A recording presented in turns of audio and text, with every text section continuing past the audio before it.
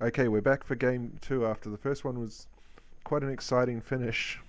A very close finish, but a very quick match. This time, Max is on the top of the screen again with his burn deck, and Patrik is on the bottom of the screen with his living end.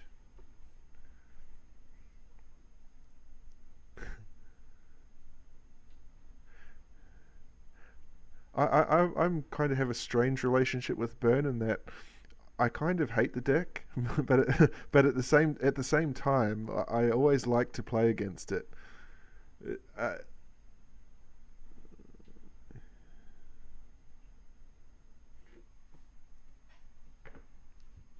it was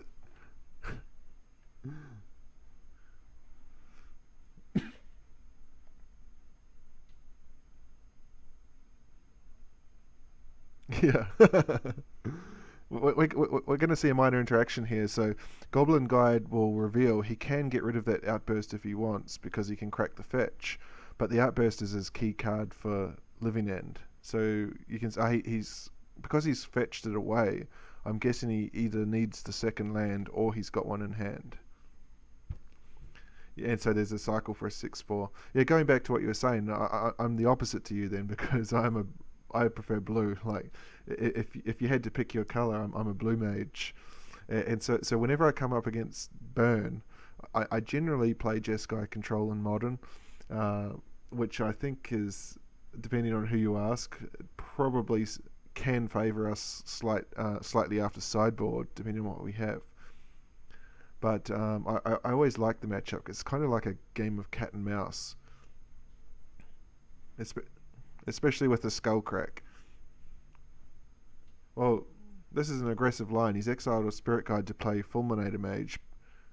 To, to, I'm guessing here because Max and the burn deck don't have too many white sources, so he can get him off the white source immediately.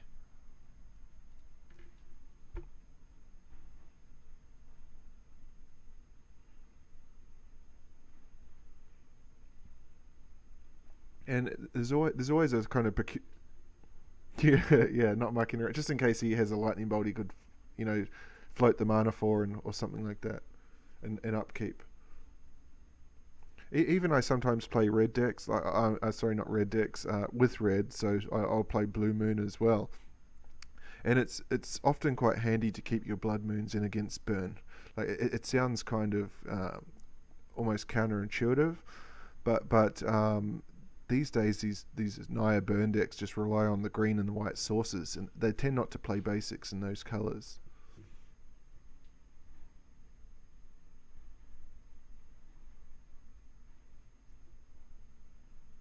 Mm.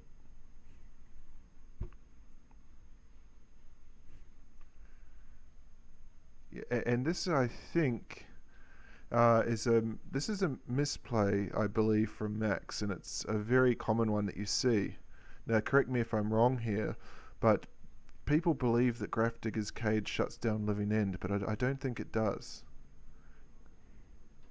Because Grafdigger's Cage stops you from casting the creatures from the graveyard, but Living End doesn't actually cast them from the graveyard.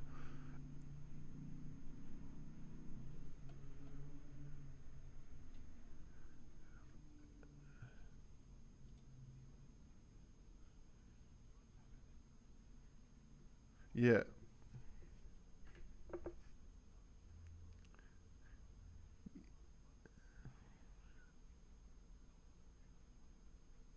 yeah. I think you're actually correct, and I apologize. Must have it confused with another card. There is a card that people routinely bring in against Living End, but it just doesn't do anything.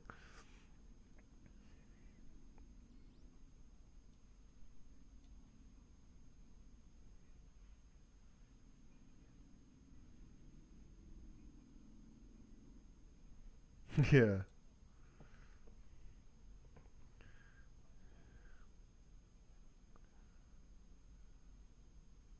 yeah. I because normally when if you play something like White, you would have say Rest in Peace that shuts down their plan, but and generally speaking, they have a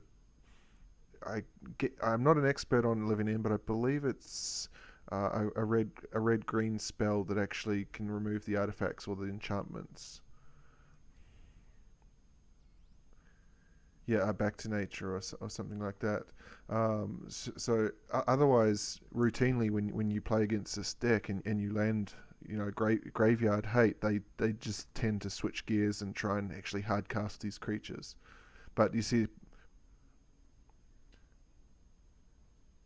yeah, you can see Patrick's at 1 life, so I don't think a burn deck has ever lost when they've got their opponent to 1 life when they're at 15. We're going to go to a game. No, this is going to be Max taking the match 2-0. Yep. And there's going to be a concession here. Plays a tapped land, and the game is over. We're still going to Legacy.